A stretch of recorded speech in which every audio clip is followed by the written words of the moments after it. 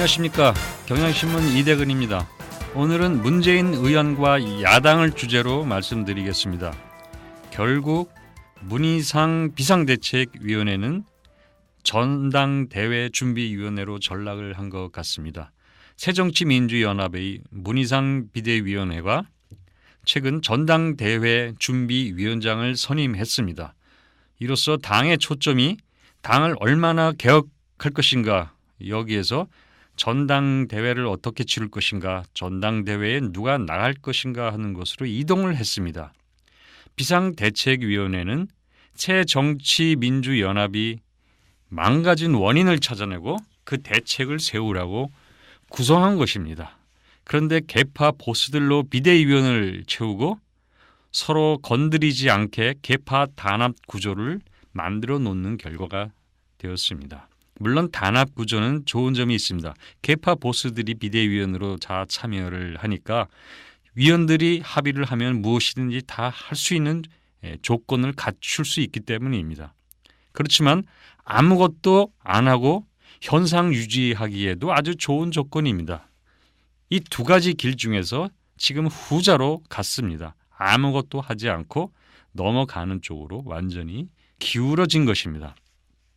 이건 한마디로 비상대책위원회가 해야 할 일을 다음 당대표에게 떠넘긴 겁니다. 그동안 당대표가 당개혁을 못해서 당을 주체하지 못해서 비상대책위원회가 구성된 것인데, 비상대책위원회가 다시 당대표에게 미루겠다면 이거 잘 될 거라는 믿음이 생기겠습니까? 아니, 오늘 할 일을 내일로 미루는 사람, 자기 할 일을 남에게 미루는 사람이 타인으로부터 신뢰를 받을 수 있겠습니까? 게다가 비상대책위원 가운데 문재인, 정세균, 박지원 세 위원은 당대표 출마가 예상되는 사람들입니다.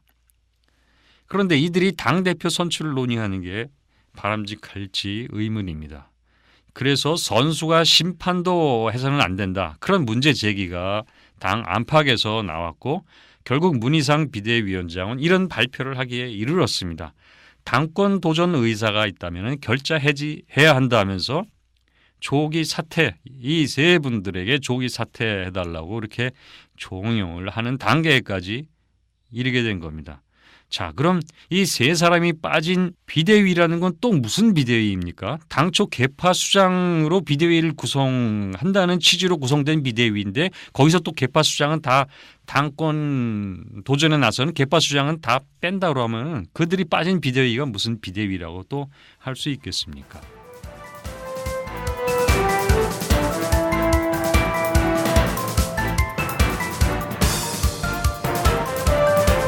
이렇게 전당대회 준비위원회로 전락한 비대위, 새정치민주연합의 결과는 세 단어로 요약을 할 수 있을 것 같습니다. 그것은 문재인입니다. 비대위가 아무 대책 없이 전대 준비로 초점을 이동시키면서 결국 특정 인물이 행로가 새정치연합의 미래를 좌우하는 것 같은 상황이 지금 초래가 됐습니다. 야당의 혁신, 야당의 진로, 야당의 운명이 문재인 의원이 어떤 생각을 하고 어떤 행동을 하는지에 의해 결정되는 것 같은 상황으로 지금 변화한 겁니다. 문 의원이 당대표 경선에 나설지, 경선 규칙을 어떻게 정할지, 개파 수장들은 무조건 다 당대표 경선에 나가야 할지 말아야 할지, 지금 새정치민주연합의 최다 관심사가 이런 문제로 변했습니다. 이게 정당한 일입니까? 지금 하나의 당 조직이라고 할 수 없을 만큼 질이 멸렬한 새정치민주연합의 당 조직을 재건해야 하는 과제가 있고, 그걸 위해서 지금 머리 싸매고 고생하고 고민하고 토론하고 경론을 벌이고 논쟁을 벌어도 시원치 않을 마당에 그 문제를 두고는 너무나 조용한데, 지금 특정 인물을 중심으로 옳으니 그르니 이래야 하느니 저래야 하느니 하면서 갑롯을박을 하면서 세월을 보내고 있습니다. 지금 야당이 이래도 되는 일입니까? 지금 야당 지지자들이 다 지켜보고 있는데, 야당이 지금 문재인 의원이 어떻게 해야 되느니 마느니 하는 걸로 티격태격하며 세월을 보내고 있는데, 이래도 되는 겁니까? 지금 혁신 논의는 오히려 여당에서 활발합니다. 보수 혁신 위원장이 김문수 위원장이 보수혁신안을 만들어 놓았고 그걸 의원총회도 붙였고 의원총회에서 갑론을박하면서 격렬한 토론을 했습니다. 그리고 또 다른 토론회를 열어서 의견 수렴하고 이렇게 활발한 논의를 전개하고 있습니다. 그런데 지금 야당은 어떻습니까? 문 의원이 성공과 실패가 곧 당이 성공과 실패인 것처럼 논의되고 있는 상황으로 몰려가고 있습니다. 이건 문 의원에게도 너무 부담스러운 일이고 당의 혁신이라는 관점에서도 바람직하지 않습니다.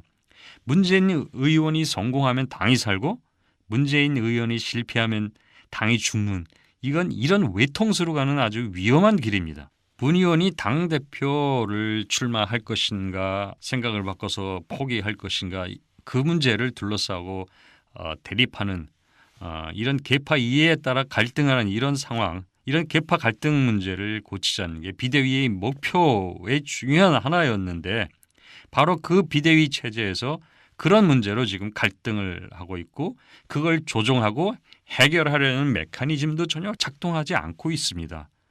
계파 구조가 가장 큰 문제라면서 바로 그 계파 구조의 문제점을 고스란히 드러내는 계파 갈등을 하고 있는 중심 진원지가 되고 있는 게 지금 새정치민주연합 비대위원회입니다.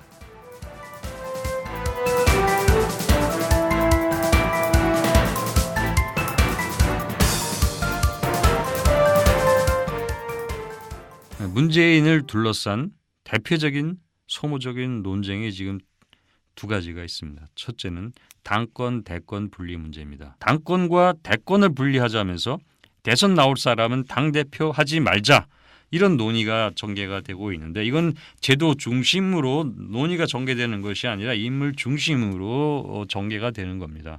이런 식으로 인물에 따라서 게임의 규칙을 바꿀지 말지 이런 논의를 하는 것은 그렇지 않아도 절대 부족한 당내 질서, 당내 규율을 바로잡을 수가 없습니다. 공천 절차도 미리 법이나 당 규약에 구체적으로 투명하게 정해 놓아서 자본과 시비를 없애야 할 마당에 당권, 대권에 관한 당내 규정을 이번 당대표 선거에서 아니면 이번 당대표에 나오는 인물 상황이 변화에 맞춰 또 그걸 고치자고 하는 거. 그때 상황과 인물이 누구냐에 따라서 바꾸자는 건 옳지 않습니다. 당 대표로서 대권에 나가려고 하는 경우는 1년 전에 사퇴하도록 이미 분리를 해놨습니다. 두 번째 소모적인 쟁점은 당 대표와 최고위원을 분리 선출을 해야 한다는 문제입니다. 지금은 분리 선출하도록 했습니다. 당 대표 선거를 하고 나서 그다음에 최고위원회를 구성할 최고위원 선출 절차를 따로 밟습니다. 이렇게 분리하는 것은 당 대표의 리더십을 강화해 주기 위한 것입니다. 동시에 선거를 내서 1등한 사람이 당 대표가 되고 2, 3, 4, 5 이렇게 순차적으로 표를 얻은 사람이 최고위원으로 구성을 하게 되면 이건 일종의 집단 지도체제 성격이 되어서 당 대표의 리더십에 힘을 실어줄 수 없다. 당 대표의 힘이 너무 없다. 야당의 문제가 당 대표의 힘이 너무 없다는 것이라는 그런 과거 지적이 있었기 때문에 이렇게 당대표와 최고위원 선거를 분리를 했던 겁니다. 그런데 이제 이번에 다시 동시에 하자 이런 요구가 나오고 있는 겁니다. 이건 당대표에 나오는 사람들 그리고 최고위원 선거에 나가는 사람들의 이해에 따라서 또 다시 바꾸자는 건데 이렇게 시시때때로 바꾸는 것 바람직하지 않습니다. 지금 당대표를 분리해서 리더십을 강화하자고 했음에도 불구하고 당대표의 리더십이 여전히 취약합니다. 당대표가 되면 당내에서 또 흔드는 현상이 있고 당대표는 쉽게 또 흔들리기도 하고 그래서 자주 바뀝니다. 이건 뭐 이번에도 다시 드러난 겁니다. 그런데 그런 고질병이 있는 문제를 다시 당대표의 리더십의 약화를 초래할 수 있는 방법으로 바꾸자. 그 선거에 참여한 사람들의 이해에 따라 바꾸자는 건 바람직하지 않습니다. 특히 이런 문제는 문재인이란 특정인을 견제하기 위해서 문재인 의원이 당권을 장악해서 대권까지 먹고 강력한 리더십을 갖는 것을 견제하기 위해서 한 인물을 중심으로 접근한다는 점에서 인물 때문에 제도 변경을 한다는 점에선 문재인 의원을 좋아하든 싫어하든 이런 문제와 상관없이 그거는 바람직하지 않은 일입니다.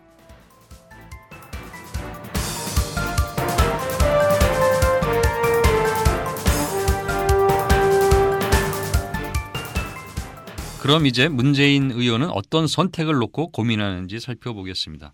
하나의 시나리오는 당내 최대 세력을 이끌고 있으니까 당 대표가 될 수 있습니다. 당 대표 경선에서 당 대표가 되고 그런 다음에 총선에 공천권을 행사해서 당내 기반을 트티냐고 당내 기반을 넓힌 뒤에 대선 후보가 돼서 대통령이 되는 겁니다. 자, 근데 문제는 문재인 의원이 당 대표가 되는 것이 대권 경쟁에 나서는데 유리한가 하는 점입니다. 새정치민주연합의 당 대표라는 것은 실패한 기록으로 점철되어 있습니다. 그런데 정치적 경륜이 부족한 문재인 의원이 당 대표가 됐을 때 이 문제투성이 당 비대위가 전혀 당을 혁신시켜 놓지도 않고 다 떠넘겨 놓은 그런 당을 잘 이끌어 갈 수 있을까 하는 의구심이 생길 수가 있습니다. 지금 비대위가 일을 하나도 하지 않아서 당 혁신 과제가 산적해 있고 또 앞으로도 해결할 일이 한두 가지가 아닙니다. 게다가 특정 계파 수장의 이미지가 강하면은 당 대표가 되고 나서 당내 계파 갈등을 촉발할 수도 있습니다. 그러면은 본인에게 치명상을 줄 가능성도 있습니다. 지금 당 안팎에서 신당 추진 소리 나도는데 그것도 문재인 의원을 견제하는 그런 불길한 전조가 되기도 합니다. 또 당이 지금 공천 개혁을 다짐하고 있는 상황이라서 당 대표가 되었다 해도 공천권을 제대로 행사하지 못할 수도 있습니다. 그렇다면 당 대표가 갖는 이점이 많이 사라질 수 있다. 이런 현실도 고려해 볼 필요가 있습니다. 자, 이런 문제가 있다면은 문재인 의원이 당 대표하지 않고 그냥 조용히 잘 지내며 이미지 관리하다가 대권 후보로 바로 가는 게 나을 수도 있는 겁니다. 어쨌든 원칙적으로 말하자면은 지도자로서 검증을 거쳐야 되기 때문에 대통령 후보가 되겠다. 그리고 대통령이 되겠다는 분이라면 책임 있는 자리를 맡고 그에 대해서 엄정한 평가, 엄정한 검증을 거친 뒤에 그 다음에 행보를 하는 것이 원칙적으로는 타당하다고 볼 수가 있습니다. 그런데 문재인 의원의 과제는 재집권에 실패한 노무현 정권의 계승자라는 굴레가 있습니다. 이 굴레에서 본인이 얼마나 탈피할 것인가에 달려 있다 해도 과언이 아니라고 할 수가 있습니다. 지난 대선 때 문재인 대통령 후보는 자신에게 제2의 노무현이라는 그런 이미지가 더 씌워져 있음에도 불구하고 그것을 피하지 않았습니다. 그리고 바로 그 때문에 지난 선거는 노무현의 계승자로 나선 선거였고 그래서 실패를 했던 겁니다.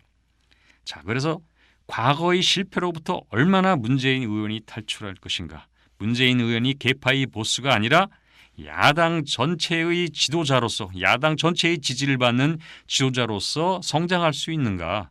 이게 관건이라고 할 수가 있습니다.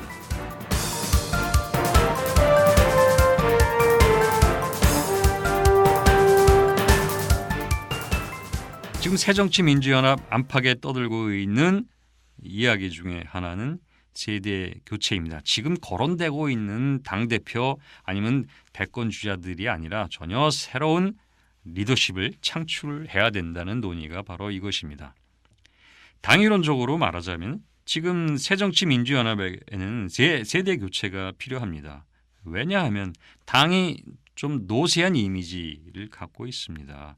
야당임에도 불구하고 당이 노쇠한 이미지가 갖고 있다는 것은 상당한 타격이 될 수가 있습니다.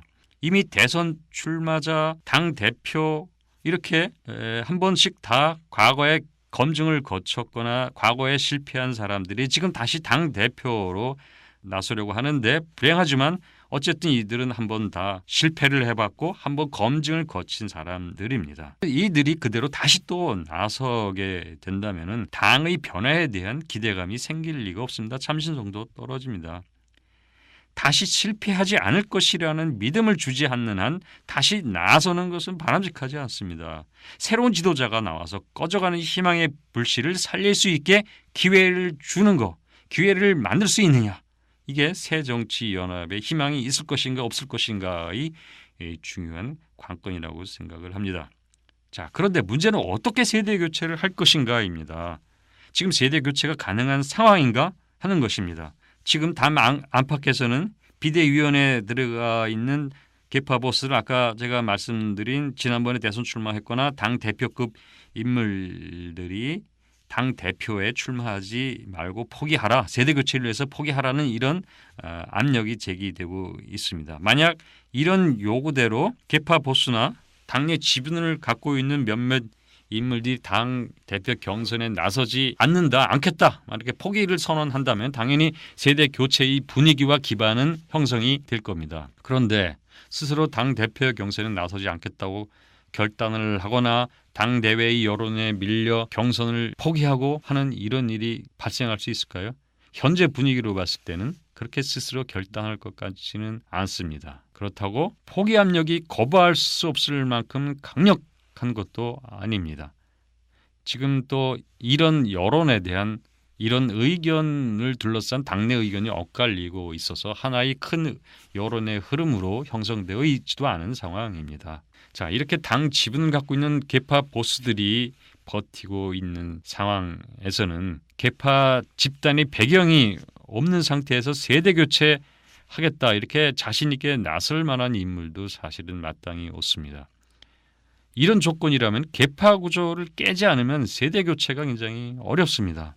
그러나 이렇게 상황이 어렵다고 또 세대 교체라는 게 남이 다 알아서 길을 다 닦아주고 그 위에 비단 깔아주고 나면 그 위에 그 길을 걷는 것이다. 이걸 세대 교체로 생각한다면 그것도 또한 대단한 착각입니다. 지도자 되려는 인물이 구세대와 맞서서 아니면 구시대와 맞서서 승리를 스스로 쟁취해야 하는 겁니다. 상황이 여러 가지 불리한 한계에도 불구하고 그 한계에 도전하는 용기가 있어야 됩니다. 그리고 도전의 불확실성이 주는 긴장감 속에서 새로운 변화를 이루어내겠다는 신념이 있어야 하는 겁니다. 그런 신념과 도전, 불확실한 상황에서의 도전, 이것이 바로 지도자를 만들어주는 중요한 요인이라고도 할 수가 있습니다. 과거나 현재의 지도자들이라고 하는 분들도 어떤 의미에서는 크든 작든 기성 권력과 맞서면서 성장한 분들입니다. 그런데 나설 수 있는 여건이 조성되어야 나가겠다는 그런 마음을 갖고 있다면 그 자체가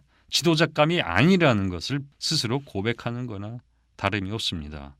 본인은 썩 내키지 않는데 주변에서 분위기 조성해주고 나서 분위기가 좀 뜨면은 어쩔 수 없이 이렇게 나서는 척하는 그런 방식의 소극적인 정치로는 성공하기 어렵습니다.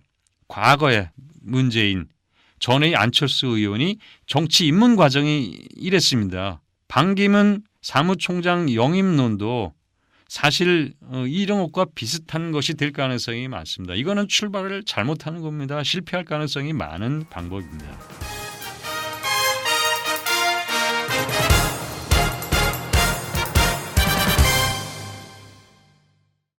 지금 신세대 지도자가 될 만한 잠재적 후보들은 그동안 자력갱생을 하지 못했습니다. 참모 역할을 너무 많이 하고 너무 오래 해서 그걸 중심으로 정치 경력을 쌓아왔기 때문에 스스로 나선 걸 잘 할 줄 모릅니다. 이거는 말하자면 나는 기능을 잃어버린 닭이나 거위와 같은 상황이라고 할 수가 있습니다.